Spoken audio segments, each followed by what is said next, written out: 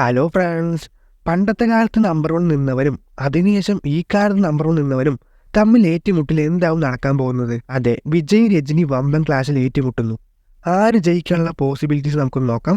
അതും സെക്ഷനായിട്ട് നോക്കിയിട്ട് വരാം. അതിനു മുമ്പ് എല്ലാവരും ഒന്ന് ഡിസ്ക്രിപ്ഷനിൽ കാണുന്ന സെക്കൻഡ് ചാനൽ ലിങ്ക് കൊടുത്തിട്ടുണ്ട്, ഒന്ന് സബ്സ്ക്രൈബ് ചെയ്ത് വിടുക. അപ്പോൾ നേരെ വീഡിയോയിലോട്ട് പോകാം. കഴിഞ്ഞ വർഷം വിജയ് അജിത്ത് ക്ലാഷ് വന്നപ്പോൾ നമ്മൾ കമ്പാരിസൺ വീഡിയോ ചെയ്തതായിരുന്നു. അതിൽ എന്താണോ പറഞ്ഞത് അതേപോലെ ഹ്യൂജ് ലീഡിൽ തന്നെ വായിച്ച് ജയിക്കുകയും ഉണ്ടായി. എന്നാൽ ഈ വട്ടം വരുന്നത് വിജയുടെ ഗോട്ടും രജനിയുടെ വേട്ടയനുമാണ്. ഗോട്ട് റിലീസ് റൂമർ പോകുന്നത് ദീപാവലിയാണ്, അതുപോലെ വേട്ടയൻ റിലീസ് റൂമർ പോകുന്നത് ദീപാവലിയാണ്. അപ്പോൾ ഒരു ക്ലാഷിന് ചാൻസ് കാണുന്നുണ്ട്. അപ്പോൾ നമുക്ക് ആദ്യത്തെ കമ്പാരിസൺ സെക്ഷനിലേക്ക് തന്നെ കിടക്കാം. ഇതിൽ ബോക്സ് ഓഫീസിൽ ആര് ജയിക്കാനുള്ള സാധ്യതകൾ നോക്കാം. Vijay Rajini versus box office.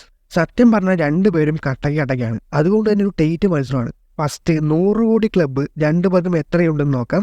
രജനിയുടെ കാര്യം ഫസ്റ്റ് നോക്കുമ്പോൾ രജനിയുള്ളത് 10-100 കോടി പടങ്ങളാണ് നിലവിലുള്ളത്. ഈ ഇടയ്ക്ക് പടം റിലീസായിരുന്നു ലാൽ സലാം, അത് 30 കോടി കടക്കുമ്പോഴതിൻ്റെ ഡൗട്ടാണ്. അതുകൊണ്ട് രജനിക്ക് ഒരു 100 കോടി അവിടെ മിസ്സായി. ഇനി വിജയുടെ കാര്യം നോക്കുമ്പോൾ വിജയ്ക്ക് 11-100 കോടി ക്ലബ്ബുണ്ട്. ഇവിടെ ലീഡിങ്ങിലാണ് വിജയ് ഉള്ളത്. ഇനി 200 കോടി ക്ലബ്ബ് ആർക്കാ കൂടുതൽ നോക്കാം. രജനിക്കുള്ളത് 6-200 കോടി ക്ലബ്ബാണ് നമ്മുടെ സൂപ്പർ സ്റ്റാറിനുള്ളത്. എന്നാൽ വിജയ്ക്കുള്ളത് 7-200 കോടി ക്ലബ്ബാണ്. ഇവിടെയും ലീഡ് എടുത്തിരിക്കുന്നത് നമ്മുടെ വിജയ് തന്നെയാണ്. ഇനി 250 കോടി ക്ലബ്ബ് എത്ര ഉണ്ടെന്ന് നോക്കിയാൽ സൂപ്പർ സ്റ്റാറിനുള്ളത് 4-250 കോടി മൂവീസാണ്. എന്നാൽ വിജയ്ക്കുള്ളത് 6 എണ്ണമാണ്. അപ്പോഴും ഇവിടെയും ലീഡ് എടുത്തിരിക്കുന്നത് വിജയ് തന്നെയാണ്. ഇനി 300 കോടി ക്ലബ്ബ് രണ്ടുപേർക്കും എത്ര ഉണ്ടെന്ന് നോക്കിയാൽ രജനിക്ക് 3-300 കോടി ക്ലബ്ബ് കയറിയ പടങ്ങളുണ്ട്, അതേപോലെ വിജയ്ക്ക് 3-300 കോടി ക്ലബ്ബിൽ കയറിയ പടമുണ്ട്. ഇവിടെ ഒരു ഡ്രോ മാച്ചാണ് ആയിരിക്കുന്നത്. രണ്ടുപേർക്കും സെയിം ആണ്. ഇനി 400 കോടി ലിസ്റ്റിൽ നോക്കുമ്പോൾ രജനിക്ക് 2 എണ്ണം ഉണ്ട് 400 കോടി, പക്ഷേ വിജയ്ക്ക് ആകെ ഒന്നേ ഉള്ളൂ 400 കോടി. ഇവിടെ ലീഡ് രജനിയാണ്. 500 നോക്കിയാലും രജനിക്ക് 2 ഉണ്ട്, വിജയ്ക്ക് ഒന്നേ ഉള്ളൂ. ഇവിടെയും ലീഡ് രജനിയാണ്.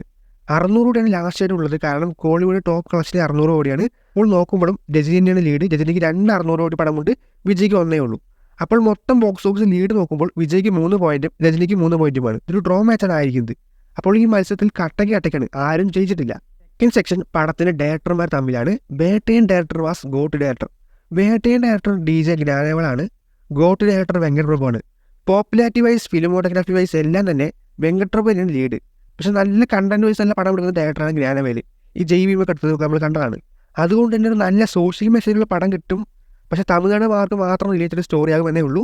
2 ഡയറക്ടേഴ്സിനും നല്ല ആൾക്കാരാണ്. പക്ഷെ പോപ്പുലാരിറ്റി റീച്ച് എല്ലാം കൊണ്ട് തന്നെ വെങ്കട് പ്രഭു ലീഡാണ്. അതുകൊണ്ട് വെങ്കട് പ്രഭുവാണ് ഇവിടെ വിന്നർ. മൂന്നാമത്തെ section GOAT cast versus Vettaiyan cast. ഇവിടെ ആർക്കാണ് അഡ്വാൻറ്റേജ് എന്ന് കൂടുതലൊന്നും പറയേണ്ട ആവശ്യമില്ല. ഇവിടെ ജയിക്കുന്നത് വേട്ടയൻ തന്നെയാണ്. ഒരുപാട് മൾട്ടി സ്റ്റാർസ് വരുന്ന പടമാണ് വേട്ടയൻ. അമിതാഭ് ബച്ചൻ തൊട്ട് ഫഹദ് ഫാസിൽ വരെ ഉണ്ട്. നമ്മുടെ ഗോട്ടിലാണെങ്കിൽ ഒരു മൾട്ടി സ്റ്റാർ പോലും ഇല്ല. കാസ്റ്റൊക്കെ പഴഞ്ചൻ കാസ്റ്റാണ്.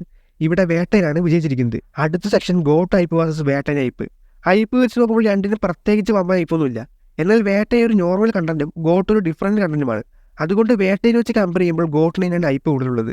സോഷ്യൽ മീഡിയ റീച്ചുള്ളതും റൂമേഴ്സ് ടോക്സ് ആയാലും ശരി, വേട്ടയെ കുറിച്ച് ന്യൂസ് പോലും വരാറില്ല. അപ്പോൾ ഹൈപ്പ് വെച്ച് നോക്കുമ്പോൾ ഗോട്ട് തന്നെയാണ് വിന്നർ. അടുത്ത സെക്ഷനാണ് പ്രൊമോഷൻ വിഷയം നോക്കുമ്പോൾ മനസ്സിലാക്കുന്നത് രണ്ടും അപാര പ്രൊമോഷൻ ചെയ്യുന്ന പ്രൊഡക്ഷൻ ടീമൊന്നുമല്ല. ഒന്ന് ഏജീസും വേട്ടയും ലൈക്ക പ്രൊഡക്ഷനുമാണ്. ശരിക്കും ഡ്രോ കൊടുക്കാം, പക്ഷേ ഏജീസ് പ്രൊഡക്ഷൻ ഈ വർഷം ആകെ ഒരു പടമേ ഉള്ളൂ, അത് ഗോട്ട് മാത്രമാണ്. എന്നാൽ ലൈക്കയ്ക്ക് അങ്ങനെയല്ല, കുറച്ച് കൂടുതൽ പടമുണ്ട്. ഈ വിടാമുറിച്ച് വരെ ലൈക്ക പ്രൊഡക്ഷനാണ്. അതുകൊണ്ട് പ്രൊമോഷനിൽ കുറച്ച് മുൻതൂക്കം കൊടുക്കാൻ പറ്റുന്ന ഗോട്ടിനാണ്. അങ്ങനെ എല്ലാ ടൈപ്പ് രീതിയിൽ നമ്മൾ അനലൈസ് ചെയ്ത് നോക്കിയപ്പോൾ ഗോട്ട് തന്നെയാണ് ലീഡുള്ളത്. ഇനി പടം റിലീസൊക്കെ ആയി പ്രതികരണം പോലെ ആയിരിക്കും കാര്യങ്ങൾ. അപ്പോൾ നിങ്ങളുടെ അഭിപ്രായം കമന്റ് രേഖപ്പെടുത്തുക. അതുപോലെ ലൈക്ക് ഷെയറും ചെയ്ത് കൊടുക്കുക. സബ്സ്ക്രൈബ് ചെയ്യുന്ന കാര്യവും ബെല്ലൈക്കൺ എന്ന കാര്യം പേരടിക്കുക. അടുത്ത വീഡിയോ കാണാം.